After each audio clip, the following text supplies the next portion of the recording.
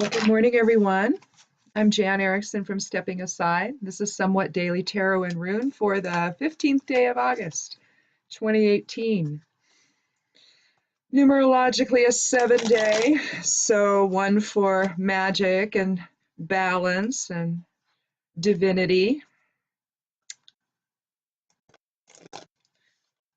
We'll shuffle the deck a little bit this morning. We're inside again.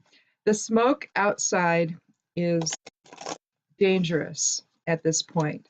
Yesterday, you couldn't, I mean, there was no clear air anywhere. It was hanging in the air. You could see it everywhere. And it finally dawned on me this morning why I've been so tired the last couple of days that I can't seem to, toward after dinner time, I'm just done. It's because of all the smoke inhalation that we've been experiencing. Last year, of course, was far worse. It lasted the entire summer. We've been really lucky. It's been sporadic. And then, the last few days, or maybe the last week or so, when the fires in California started reaching us, at least up here, I'm sure Southern Oregon was getting it, but we didn't. Thankfully, the winds were in our favor. But then, Washington's got their own stuff going on. And so either way, if we're not burning down, the other states are, so we get the effect of it. But there are fires here too in Oregon, so it's a yearly event, unfortunately, around here. We're so dry here on the high desert with all the sage and the juniper and, because that's before you get up to the level, where the ponderosa pines are.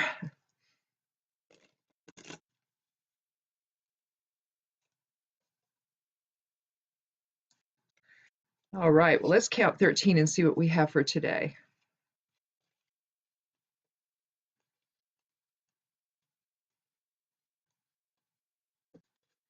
My husband's outside on his every other or every third week fertilizing. He's fertilizing everything, I think, for the last time probably this year. I don't know that he probably needs to do it any more than that. Oh, the Seven of Swords.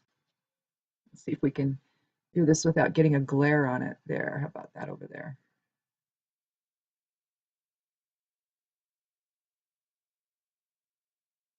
So back in if you ever watch Game of Thrones and things like that, you see that when they go to battle, you kind of get an inside look into what some of that was like.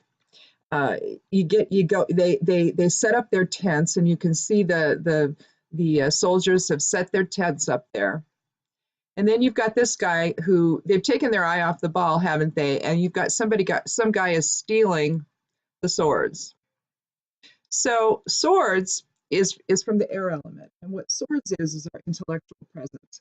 And so things like communication and ideas and stuff we come up with. So in this case, it could be battle plans that he's stealing, isn't it?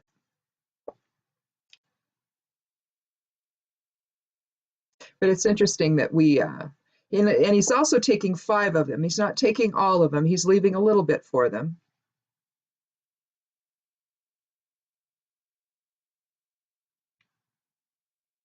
But they've taken the eye off the ball, haven't they? They're not paying attention to what they to what they have, to their strategy. And they're allowing someone else to take that from them. So, of course, we're going to have to look at the rune, but I think I'm wanting to pull another card, But this is indicating that there's deception around you, and that it's time to think outside the box and not assume that things are okay. You leave your things lying around and they can get stolen. I mean, it's just simple logic, right?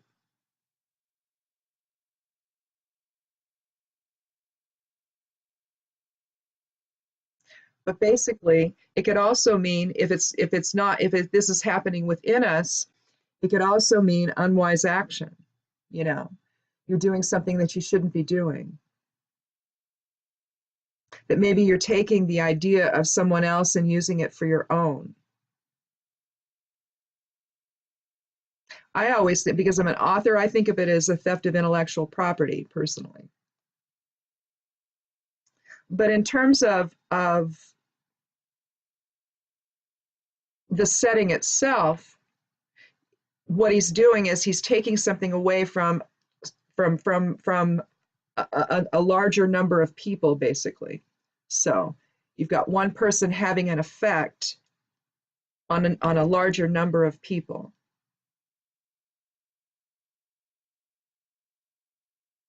So, and because it's a 7 card, you're looking at how those things balance out.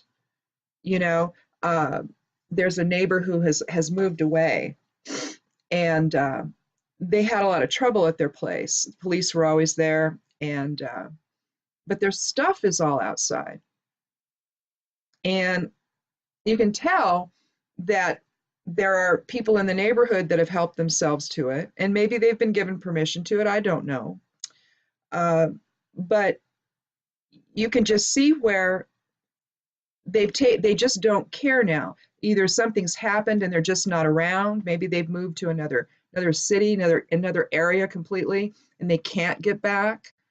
I have no idea. I don't know what happened to them. All I know is that they're no longer there. But they're not protecting their stuff either. And so it's almost like, are we taking the eye off the ball? You know, are we not paying attention to what's going on around us? And given that you're looking at one individual versus a bunch of people, you've got one individual having a huge effect. Because if this is all they have, if this is all the armaments they have to protect themselves, 5 of the 7 are being taken away. So their balance of power has been severely shifted, hasn't it? So, but I want to draw one more card before I draw the rune. Oh, I don't know if I said this already. I said yesterday, at the end of yesterday's tarot and rune reading, I showed a bind rune that I did for new moon ritual for alignment, and I said that I would write that up and put that up on the blog, Stepping Aside, and I did. And so here's what the bind rune looks like when it's on a piece of wood. That's when it's been wood burned.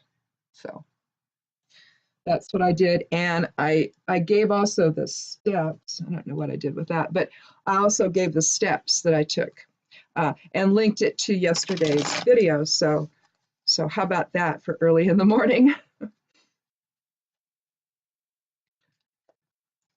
But I just want to see if there's one more thing the cards could tell us.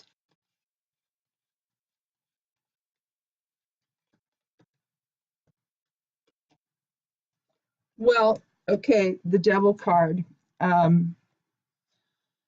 That's card 15. So we're really talking about, and this is a very spiritual card. You know, it talks about ego, basically, and talks about not being a slave to ego, basically. It's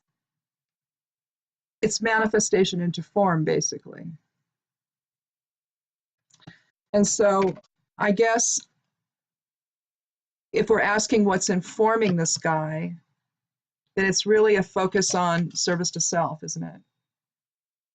So perhaps what it's asking us to do today is to examine, you know, what is dropping a card, asking us, how are we manifesting? Are we manifesting that in our lives? Service to self in our lives. Is the focus solely on our own needs, or are we capable of seeing the greater needs of other people? Because clearly this guy's not doing that. Clearly this guy is just focused on his own thing, right? And taking whatever he wants to from other people. So, but let's look at the rune and see. That's interesting to draw the Devil card. Oops. There we go. I lost my video there for a minute.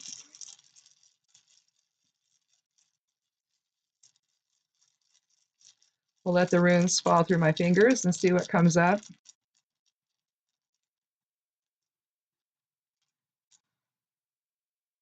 Yira. And Yira is about moving energy in a balanced fashion. Yira was included in the bind rune that I did. You can kind of see it, hopefully. If you were here yesterday, you know how I did it. It's right here. Wait, I have to do it backwards here. Well, I can't do that. So I can't draw that way. But in any event, this is Yira. And it's the 12th rune of the Elder Futh arc. So that reduces to 3, so that's numerologically, it's a catalytic rune. So it's a nice rune to use in a garden bind rune. I use it in one that I've done, that I have hanging in all of my greenhouses and around in my little garden spots out like out on the front deck. Although I can't find the one on the front deck, but I think it must have come out of the little thing I put it in, and I think I know where it is, but I'm not sure. But I was watering yesterday and I couldn't find it. I'm like, what did I do with that?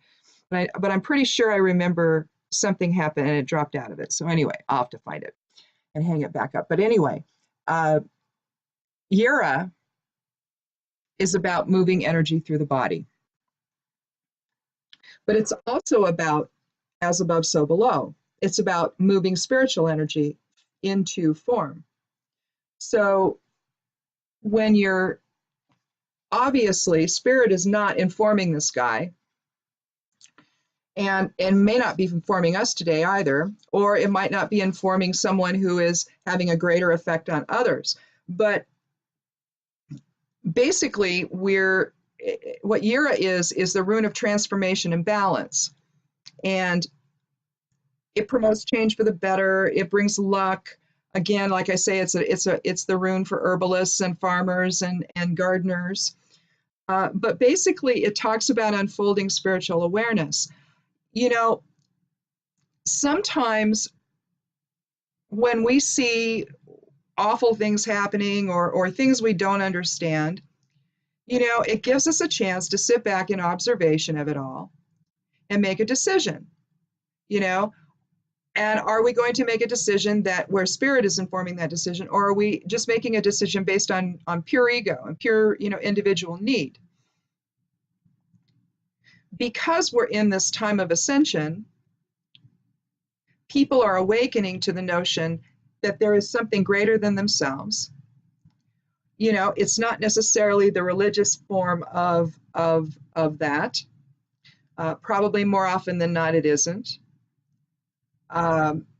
It's the awareness of the creator within, and understanding that as such, if everything and everyone is an aspect of the creator, then we're all one. And all each of us is just another expression that we can learn from in terms of experiencing the tangible world on behalf of the creator.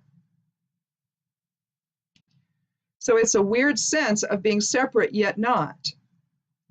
And we have to understand that in our separateness, the ego is often taken over, and it's allowed all of this conflict to evolve and unfold. Had we remembered who we were, perhaps we would have made a different choice, but we're not going to know that now, are we? All we can do is take that awareness of the creator within and try to move from that standpoint throughout our lives. If you stop and think, well, I'm the creator, and so do I really want to say that to that person? Do I really want to, you know, steal from people? Do I really want to create such an imbalance in the world or in my immediate world that things are not comfortable anymore? Do I want to steal? Do I want to create a lack in other people's lives? Or am I doing things to do that in my own? So what we have right now is the opportunity, depending on how you see all of it, you know, but it's an opportunity, isn't it? And we can look at what's going on around us. We can look in go within and look at our own self and see where is the lack of balance. Now, things are never going to be 50-50 in someone's world. And they're not meant to be. There are times when someone else's need or a group of people's needs, like the children that are still not with their parents on the border, where those are a little more important than maybe someone else's. So we can all understand that, right? But then we need to come back to where we're finding a way to elevate society, elevate, our world around us. Even if it just means doing something nice for someone or just having a kind word when you're out and about. It's enough of a shift. It can be enough of a shift in someone's life that it makes a difference. We've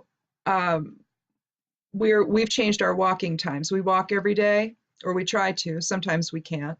I jammed my toe yesterday, so it's a little hard to walk around right now, but we like to do a daily walk, and we used to walk quite a distance, and we haven't been this year, but we will probably return to that as the smoke clears out there. But we get stopped in grocery stores by complete strangers because where we live is not that big of a place. And people see us and they wave, my husband waves, and we all wave at each other, and we don't know these folks, but evidently our walking has impacted them enough that they'll come up to us and say, "Are you the people who walk? Aren't you the people who walk, right?" And we're like, yeah, we're the people who walk, and so we chat a bit, and it's just that little shift. I might just not be in the greatest of moods about something, and someone will come up and say that, and it's just, that's all it takes. And I'm happy again, But think about that. If you could have that effect in someone's life, to just a little bit of kindness, just a moment, it's all it takes.